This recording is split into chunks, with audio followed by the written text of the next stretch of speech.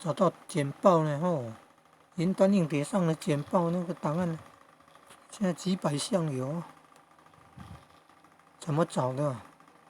他那个桌面上，手机桌面上那个云端硬碟进来，有自己的账户，然后进来，然后找到台湾寺庙影像，看看有没有。投影片是只讲题有没有啊？原来在这里面呢，投影片是只讲题啊，看看有没有网址。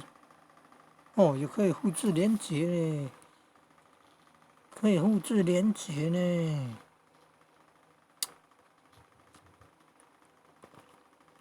然后以后只要点按那个连结，就可以到那个投影片的资料夹来看了。